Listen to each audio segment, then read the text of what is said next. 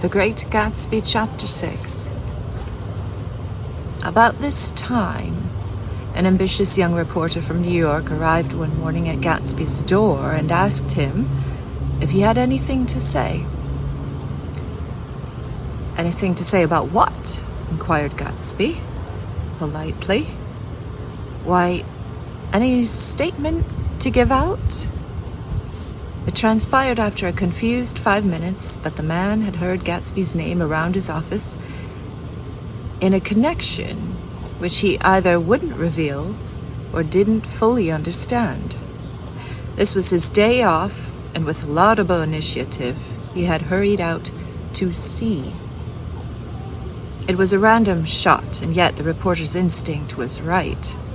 Gatsby's notoriety spread about by the hundreds who had accepted his hospitality and so become authorities on his past, had increased all summer until he fell just short of being news. Contemporary legends such as the underground pipeline to Canada attached themselves to him, and there was one persistent story that he didn't live in a house at all, but in a boat that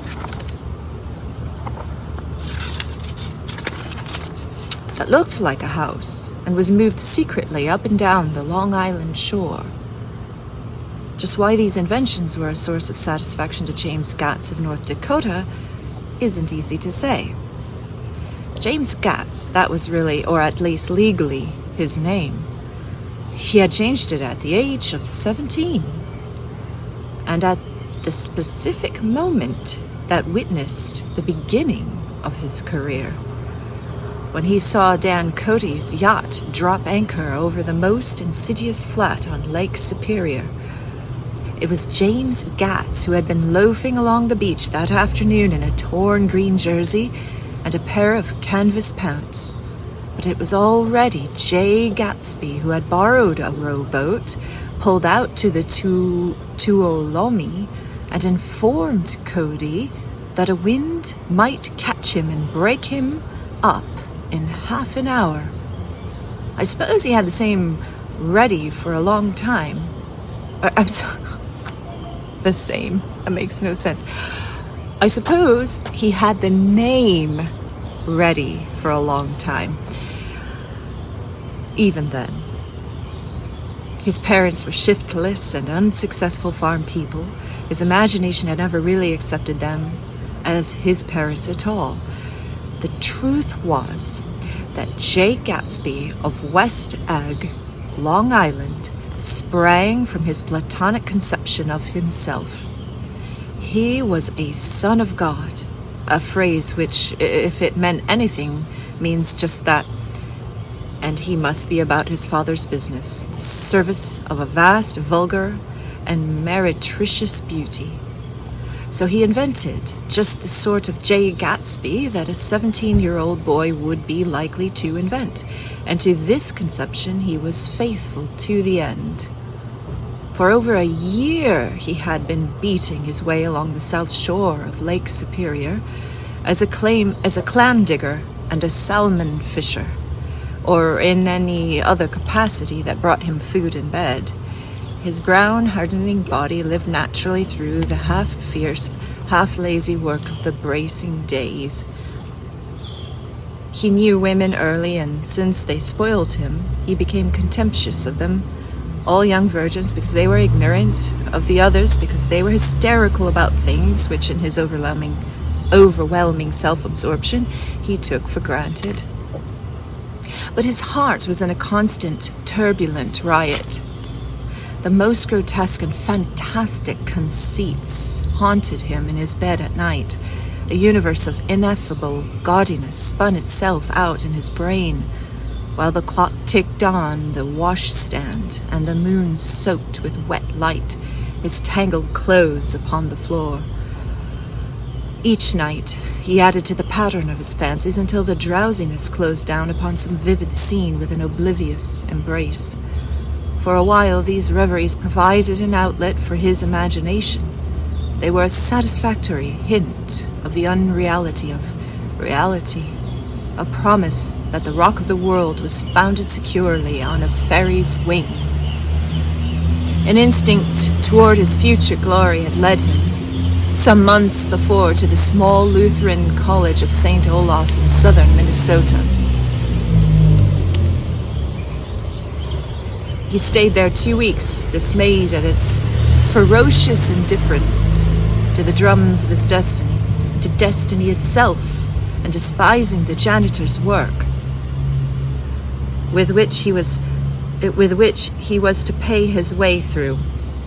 Then he drifted back to Lake Superior, and he was still searching for something to do on the day that Dan Cody's yacht dropped anchor in the shallows alongshore.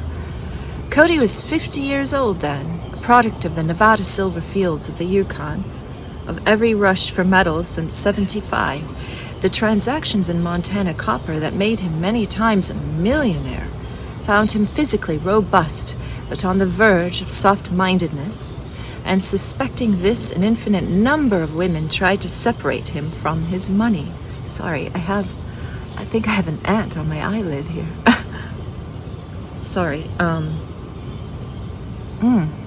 think it bit me. Sorry. Some of the women tried to separate him from his money. The none too savory ramifications by which Ella Kay, the newspaper woman, played Madame de Maintenon to his weakness and sent him to sea in a yacht. Goodness, I can hardly see. Were common knowledge to the turgid sub-journalism of 1902. He had been coasting along all too hospitable shores for 5 years when he turned up as James Gats's destiny at Little Girl's Point. To the young Gats, resting on his oars and looking up at the railed deck, the yacht represented all the beauty and glamour in the world. I suppose he smiled at Cody. He had probably discovered that people liked him when he smiled. At any rate, Cody asked him a few questions. One of them elicited the brand new name, and found that he was quick and extravagantly ambitious. A few days later, he took him to Duluth and bought him a blue coat, 6 pair of white trousers, and a yachting cap. And when the Tuolumne left for the West Indies and the Barbary Coast, Gatsby left too. He was employed in a vague personal capacity. While he remained with Cody, he was in turn steward, mate, skipper, secretary, and even jailer. For Dan Cody sober knew what lavish doings Dan Cody drunk might soon be about, and he provided for such contingencies by reposing more and more trust in Gatsby. The arrangement lasted 5 years, during which the boat went 3 times around the continent. It might have lasted indefinitely, except for the fact that Ella Kay came on board one night in Boston, and a week later Dan Cody inhospitably died. I remember the portrait of him up in Gatsby's bedroom, a grey-floored man with a hard, empty face, the pioneer debauchee, who, during one phase of American life, brought back to the eastern seaboard the savage violence of the frontier brothel and saloon. It was indirectly due to Cody that Gatsby drank so little.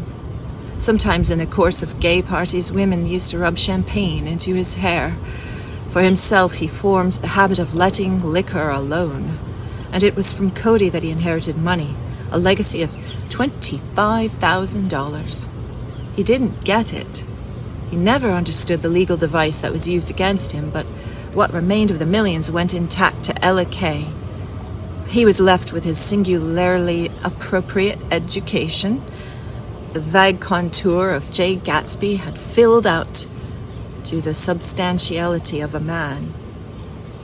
He told me all this very much later, but I put it down here with the idea of exploding those first wild rumors about his antecedents,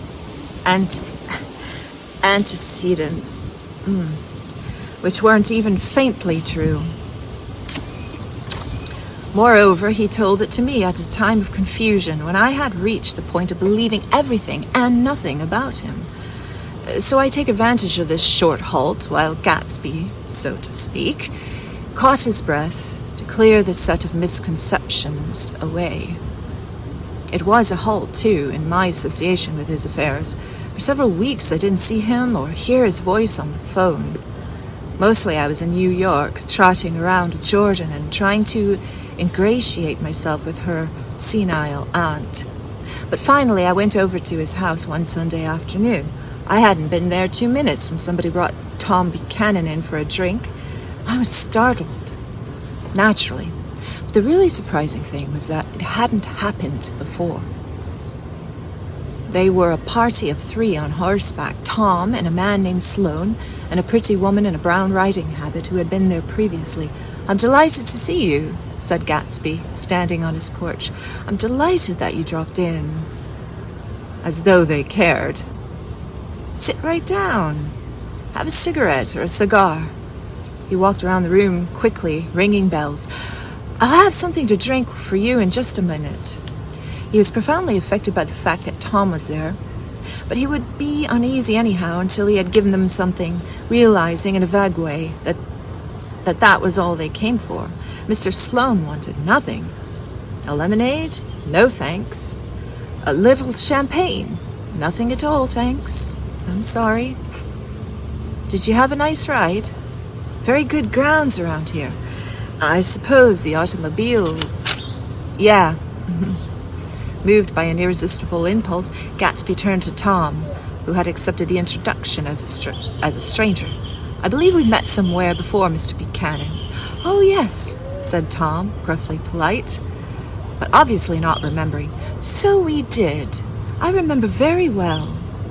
About 2 weeks ago." "That's right. You were with Nick here." "I know your wife," continued Gatsby almost aggressively. "That's so." Tom turned to me. "You live here, Nick?" "Next door." "That's so." Mr. Sloane didn't enter into the conversation, but lounged back haughtily in his chair. The woman said nothing either, until, unexpectedly, after 2 highballs, she became cordial. "We'll all come over to your next party, Mr. Gatsby," she suggested. "What do you say?" "Certainly. I'd be delighted to have you." "Be very nice," said Mr. Sloane without gratitude. "Well, think ought to be starting home." "Please don't hurry," Gatsby urged them. He had control of himself now, and he wanted to see more of Tom. Why don't you stay for supper? I wouldn't be surprised if some other people dropped in from New York." "You come to supper with me?" said the lady enthusiastically. "Both of you." This included me. Mr. Sloane got to his feet. "Come along," he said, but to her only. "I mean it," she persisted. "I'd love to have you. Lots of room." Gatsby looked at me questioningly. He wanted to go, and he didn't see that Mr. Sloane had determined he shouldn't. "I'm afraid I won't be able to," I said. "Well, you come," she urged, concentrated on Gatsby. Mr. Sloane murmured something close to her ear. "We won't be late if we start now," she insisted aloud. "I haven't got a horse," said Gatsby. "I used to ride in the army, but I've never bought a horse. I'll have to follow you in my car. Excuse me for just a minute." The rest of us walked out to the porch where Sloane and the lady began an impassioned conversation aside. "My God, I believe the man's coming," said Tom. "Doesn't he know she doesn't want him?" "She says she does want him. She has a big dinner party and he won't know a soul there," he frowned. "I wonder where in the devil he met Daisy. By God, I may be old-fashioned in my ideas, but women run around too much these days to suit me. They meet all kinds of crazy fish." Suddenly, Mr. Sloane and the lady walked down the steps and mounted their horses. "Come on," said Mr. Sloane to Tom. "We're late. We've got to go." And then he said to me, "Tell him we couldn't wait, will you?" Tom and I shook hands. The rest of us exchanged a cool nod, and they trotted quickly down the drive, disappearing under the August foliage just as Gatsby, with hat and light overcoat in hand, came out the front door. Tom was evidently perturbed that Daisy's running around alone, for on the following Saturday night he came with her to Gatsby's party. Perhaps his presence gave the evening its peculiar quality of oppressiveness. It stands out in many memory from Gatsby's other parties that summer.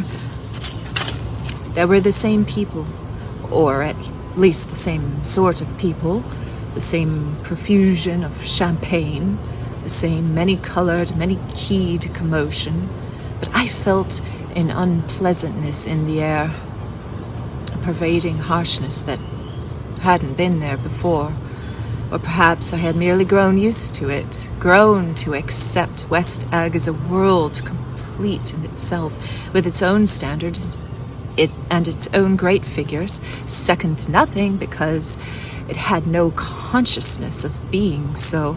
And now I was looking at it again through Daisy's eyes. It is invariably saddening to look through new eyes at things upon which you have expended your own powers of adjustment. They arrived at twilight, and as we strolled out among the sparkling hundreds, Daisy's voice was playing murmurous tricks in her throat. "These things excite me so," she whispered. "If you want to kiss me any time during the evening, Nick, just let me know, and I'll be glad to arrange it for you. Just mention my name, or present a green card. I'm giving out green." "Look around," suggested Gatsby. "I'm looking around. I'm having a marvelous... You must see the faces of many people you've heard about." Tom's arrogant eyes roamed the crowd. "We don't go around very much," he said. "In fact, I was just thinking I don't know a soul here." "Perhaps you know that lady," Gatsby indicated, a gorgeous, scarcely human orchid of a woman who sat in state under a white plum tree. Tom and Daisy stared with that peculiarly unreal feeling that accompanies the recognition of a hitherto ghostly celebrity of the movies. "She's lovely," said Daisy. "The man bending over her is her director." He took them ceremoniously from group to group, Mrs. Buchanan and Mr. Buchanan. After an instant's hesitation, he added, "The polo player." "Oh, no," objected Tom quickly. "Not me." But evidently the sound of it pleased Gatsby, for Tom remained the polo player for the rest of the evening. "I've never met so many celebrities," Daisy exclaimed. "I liked that man. What was his name? With the sort of blue nose." Gatsby identified him, adding that he was a small producer. "Well, I liked him anyhow." "I'd a little rather not be the polo player," said Tom pleasantly. "I'd rather look like all those famous people in Oblivion." Daisy and Gatsby danced. I remember being surprised by his graceful, conservative fox-trot. I had never seen him dance before. Then they sauntered over to my house and sat on the steps for half an hour. Well, at her request, I remained watchfully in the garden. "In case there's a fire or a flood," she explained, "or any act of God."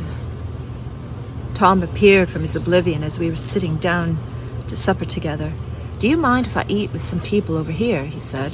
"The fellow's getting off some funny stuff." "Go ahead," answered Daisy genially. "And if you want to take down any addresses, here's my little gold pencil." She looked around after a moment and told me the girl was common but pretty. And I knew that except for the half hour she'd been alone with Gatsby, she wasn't having a good time. Gatsby had been called to the phone, and I'd enjoyed these same people only 2 weeks before. But what had amused me then turned septic on the air now. "How do you feel, Miss Bedecker?" The girl addressed was trying unsuccessfully to slump against my shoulder. At this inquiry, she sat up and opened her eyes. "What?" A massive and lethargic woman who had been urging Daisy to play golf with her at the local club tomorrow spoke in Miss Bedecker's defense. "Oh, she's all right now. She's had 5 or 6 cocktails. She always starts screaming like that. I tell her she ought to leave it alone." "I do leave it alone," affirmed the accused hollowly. We heard you yelling, so I said to Doc Civet here, There's somebody that needs your help, Doc." "She's much obliged, I'm sure," said another friend without gratitude. "But you got her dress all wet when you stuck her head in the pool." Anything I hate is to get my head stuck in a pool," mumbled Miss Bedecker. "They almost drowned me once over in New Jersey." "Then you ought to leave it alone," countered Dr. Civet. "Speak for yourself," cried Miss Bedecker violently. "Your hand shakes. I wouldn't let you operate on me." It was like that.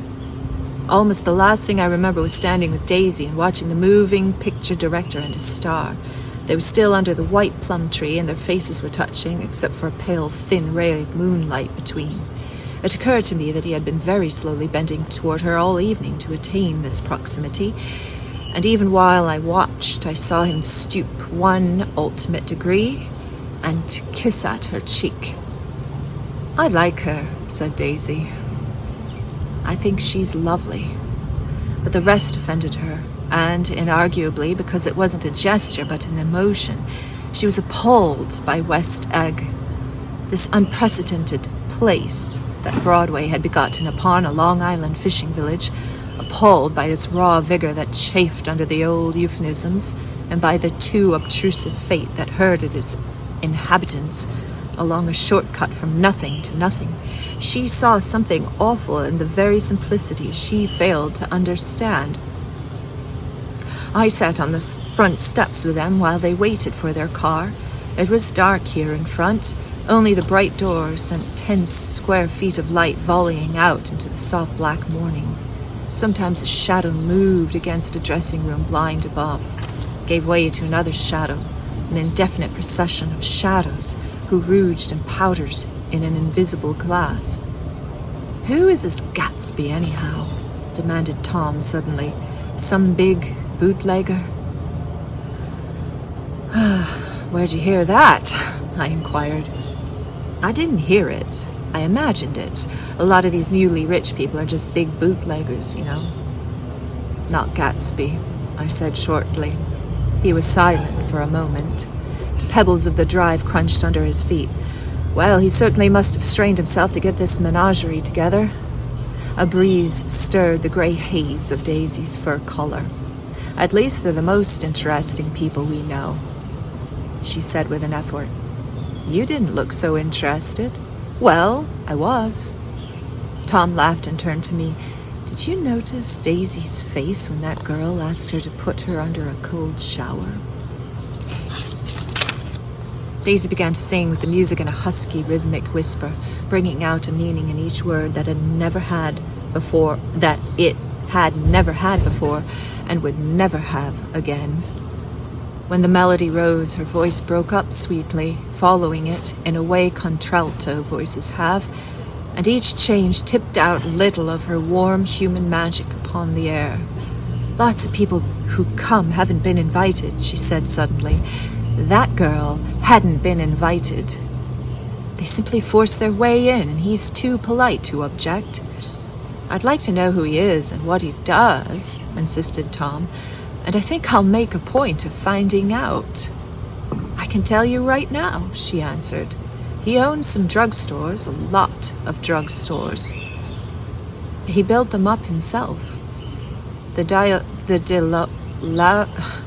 dilatory limousine came rolling up the drive. "Good night, Nick," said Daisy. Her glance left me and sought the lighted top of the steps, where 3 o'clock in the morning, a neat, sad little waltz of that year, was drifting out the open door. After all, in the very casualness of Gatsby's party, there were romantic possibilities totally absent from her world.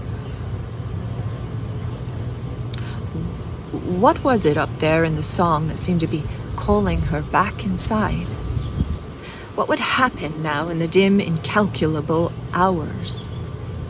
Perhaps some unbelievable guest would arrive, a person infinitely rare and to be marveled at, some authentically radiant young girl who, with one fresh glance at Gatsby, one moment of magical encounter, would blot out those 5 years of unwavering devotion. I stayed late that night, Gatsby asked me to wait until he was free, and I lingered in the garden until the inevitable swimming party had run up, chilled and exhausted, from the black beach, until the lights were extinguished in the guest rooms overhead. When he came down the steps at last, the tan skin was drawn unusually tight on his face, and his eyes were bright and tired. "She didn't like it," he said immediately.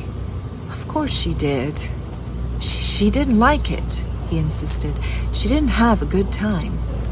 He was silent, and I guessed at his unutterable depression. I feel far away from her," he said. "It's hard to make her understand." "You mean about the dance?" "The dance?" He dismissed all the dances he had given with a snap of his fingers. "Oh, old sport, the dance is unimportant." He wanted nothing less of Daisy than that she should go to Tom and say, "I never loved you." After she had obliterated 4 years with that sentence, they could decide upon the more practical measures to be taken.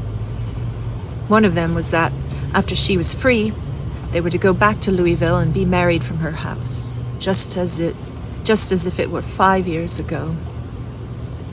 "And she doesn't understand," he said. "She used to be able to understand. We'd sit for hours." He broke off and began to walk up and down a desolate path of fruit rinds and discarded favors and crushed flowers. "I wouldn't ask too much of her," I ventured. "You can't repeat the past." "Can't repeat the past?" he cried incredulously. "Why, of course you can." He looked around him wildly, as if the past were lurking here in the shadow of his house, just out of reach of his hand. "I'm going to fix everything the way it was before," he said, nodding determinedly. "She'll see." He talked a lot about the past, and I gathered that he wanted to recover something, some idea of himself perhaps, that had gone into loving Daisy. His life had been confused and disordered since then, but if he could once return to a certain starting place and go over it all slowly, he could find out what that thing was. One autumn night, 5 years before, they had been walking down the street when the leaves were falling, and they came to a place where there were no trees and the sidewalk was white with moonlight. They stopped here and turned toward each other. Now it was a cool night with that mysterious excitement in it which comes at the 2 changes of the year. The quiet lights in the houses were humming out into the darkness, and there was a stir and bustle among the stars. Out of the corner of his eye, Gatsby saw that the blocks of the sidewalks really formed a ladder and mounted to a secret place above the trees. He could climb to it, if he climbed alone, and once there he could suck on the pap of life, gulp down the incomparable milk of wonder. His heart beat faster and faster as Daisy's white face came up to his own. He knew that when he kissed the girl, and forever wed his unutterable visions to her perishable breath, his mind would never romp again like the mind of God. So he waited, listening for a moment longer to the turning fork that had been struck upon a star. Then he kissed her. At his lips' touch she blossomed for him like a flower, and the incarnation was complete. Through all he said, even through his appalling sentimentality, I was reminded of something. An elusive rhythm, a fragment of lost words that I had heard somewhere a long time ago. For a moment, a phrase tried to take shape in my mouth, and my lips parted like a dumb man's, as though there was more struggling upon them than a wisp of startled air. But they made no sound, and what I had almost remembered was uncommunicable forever. That's the end of chapter 6.